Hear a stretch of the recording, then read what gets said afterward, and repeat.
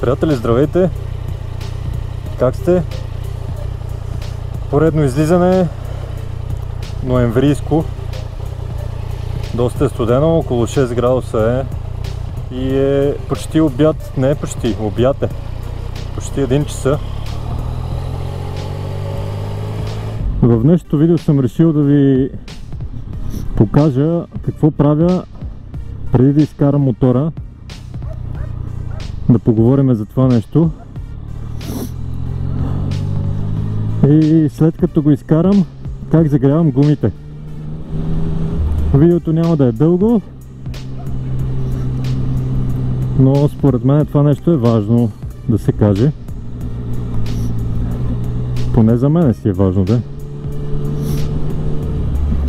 Стоп.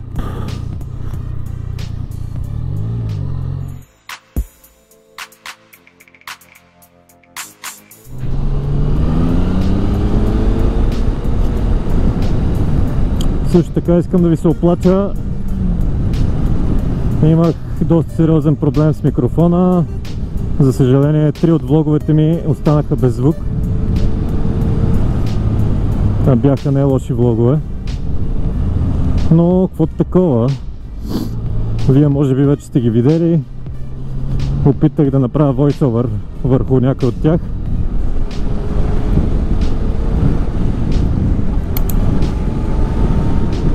Ще ви кажа какъв се оказа проблема. За щастие разполагам с 2 Purple Pandi. Първоначално взех само една за мотовлога, но след това се оказа... След това реших да си взема още една, която да ползвам за велосипедните влогове.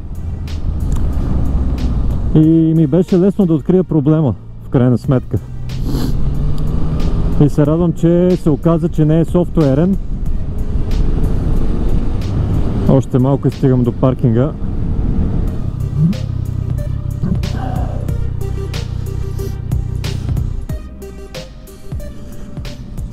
И така, надявам се в момента да се чувам добре.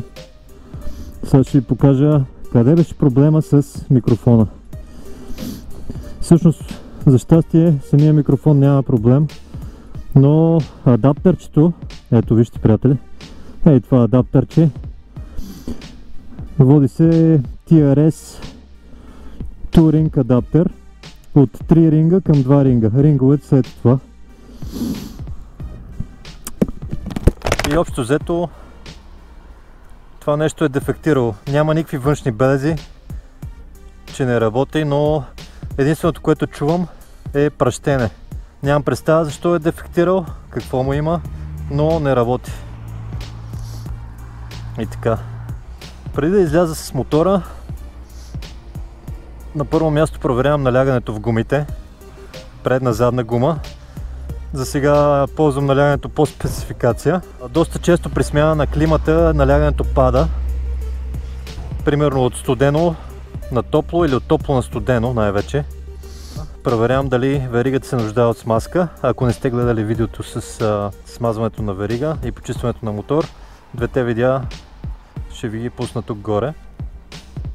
Следващото нещо, след като съм се уверил, че веригата е почистена и смазана добре, и правя оглед на течности. Съм сигурен, че течностите са както трябва. Тук е казанчето за предната спирачка, тук имам казанче за задната спирачка. След като погледна течностите за спирачка, поглеждам нивото на антифриза, който е тук. Дали е в граница, и не на последно място изправям мотора на равно място и поглеждам маслото. Сега в случая да, маслото е догоре. Ето по този начин го правя. Хубаво е, ако имате партньор, все пак да ви помогне, за да не стане някоя ексцесия.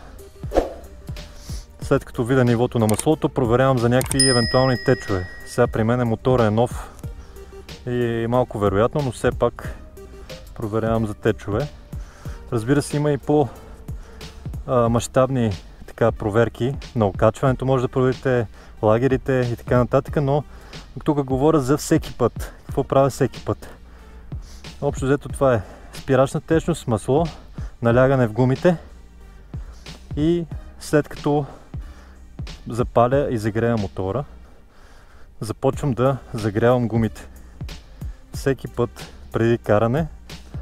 Също така по време на загряването на гумите се усеща дали всичко работи както трябва, дали спирачната течност си върши работата добре.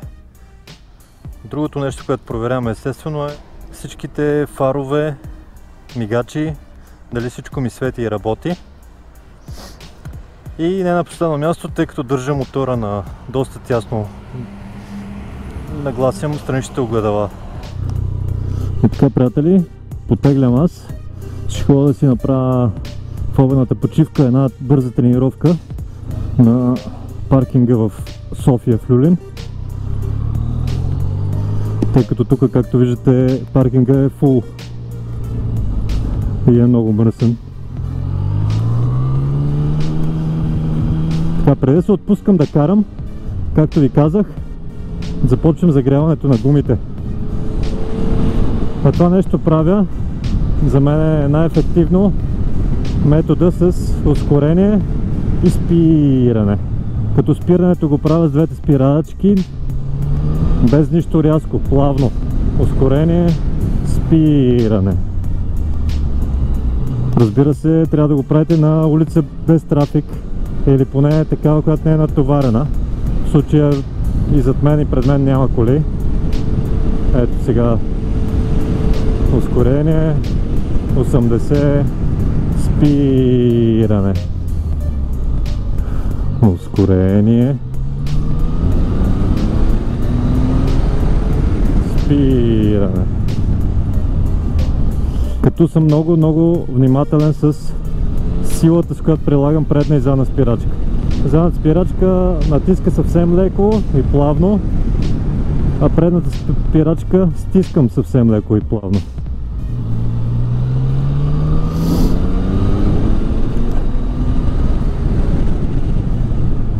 Това нещо го продължавам да го правя между 5 и 10 минути.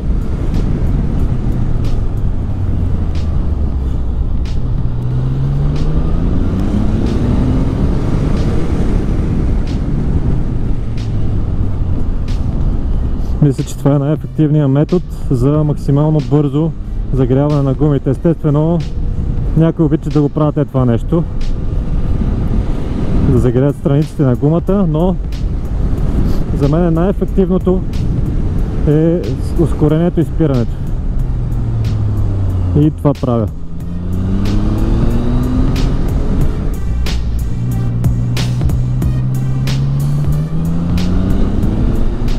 Спиране.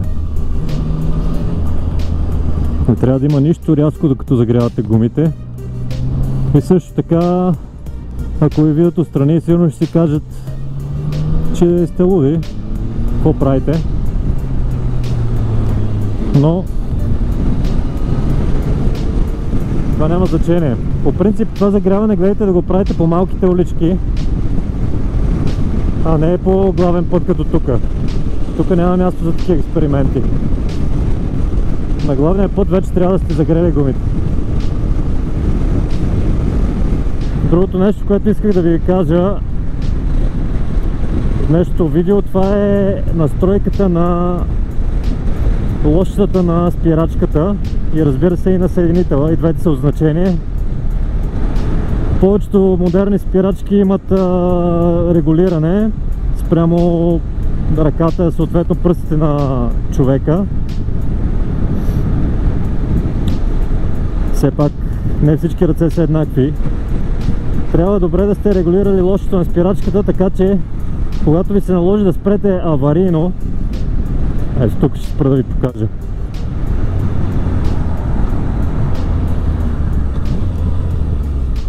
Когато ви се наложи да спрете аварийно, ето го хода на лоста. Ако лоста на спирачката е твърде близо до гъста или до дръжката, когато вие тръгнете да правите аварийно спиране, има шанс лошчето да опре в другите два пръста.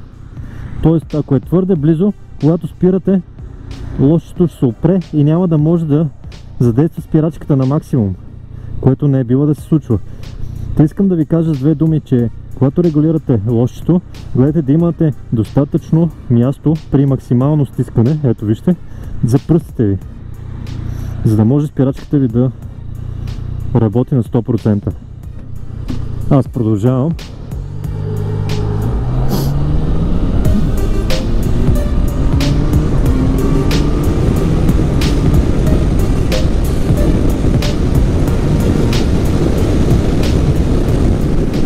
Благодаря ви, приятели, че бяхте с това видео.